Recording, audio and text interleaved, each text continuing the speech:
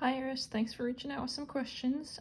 So 7D, they give you f of x equals x squared minus 4x cubed and g of x equals 5 minus x, and they want you to find f of x divided by g of x. Well, we don't really do a ton for this part. We just put it as a fraction. X squared minus 4x cubed over 5 minus x. That's about all we can do because they don't have any common factors that we could divide out of every term since this one doesn't have an x. So we don't require you to go any further with that. We don't make you do polynomial division or anything. So that would be fine for that part. But then it talks about the domain, and there's always two things that we're checking for domain. The two main issues are dividing by 0. You can't divide by 0. And even roots. You can't have negative numbers under even roots. Well, we don't have any roots in this problem. We've got an even exponent, but that's fine. We don't have any square roots or fourth roots, sixth roots, eighth roots. That would be to like the 1/2 power, the 1/4, or have the radical sign. So that one's not an issue. But the second one, the divide by 0, that is a problem because we have a denominator. So to figure out your domain, you're going to take that denominator and say, hey, that can't equal 0. And you're going to solve, and you'll see that it equals 0 when x equals 5. So your domain is everything but 5. So you'll say everything less than 5 and everything larger than 5. Remember that the rounded parenthesis means that number's not included. So this means everything smaller than 5 but not including it, and this means everything bigger than 5 but not including it. Next one you mentioned was number 8. So number 8, we're asked to find the inverse. So the first thing we do is swap x and y. Remember, f of x is the same as y, so you'll have x equals negative 5y cubed plus 1 divided by 2. And so to solve for y, you're going to multiply both sides by 2, because the opposite of dividing by 2 is to multiply by 2. Over here, these things are inverse operations and cancel out, and so you'll have 2x equals negative 5y cubed plus 1. And then you'll have to solve for y, so subtract 1. So you'll have 2x minus 1 equals negative 5y cubed. Divide by the negative 5. Mathematicians don't like the negative in the bottom, so they absorb it in the top and make a negative 2x plus 1 over 5.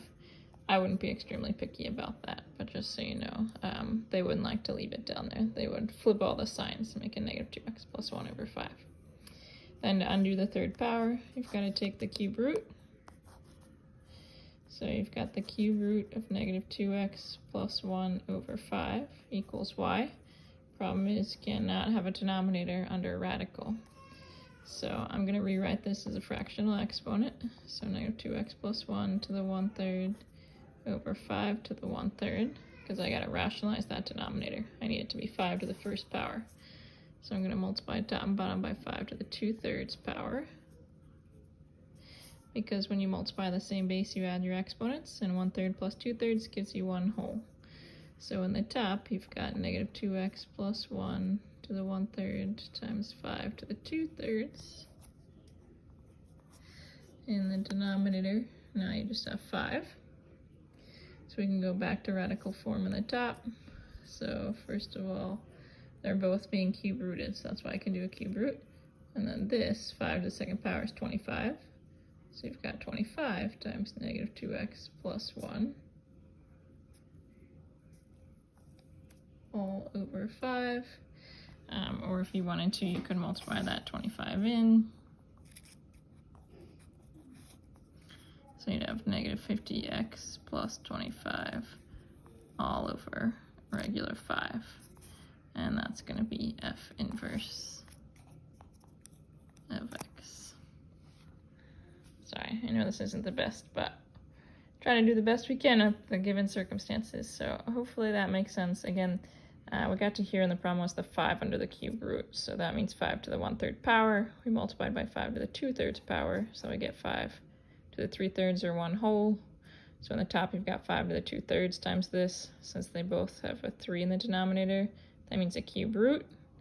But this means 5 to the second power, or 25. And then you've got your negative 2x plus 1.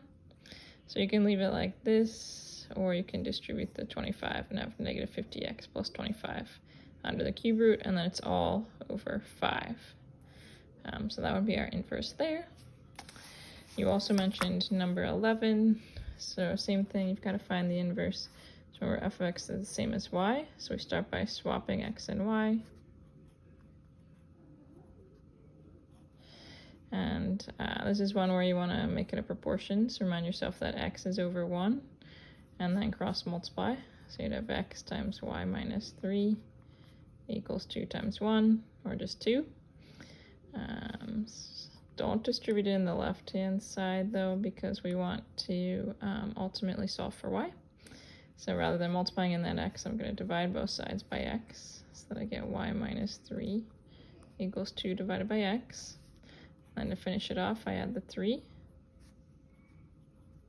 So our inverse, f inverse of x, equals 2 divided by x plus 3. That's your inverse function.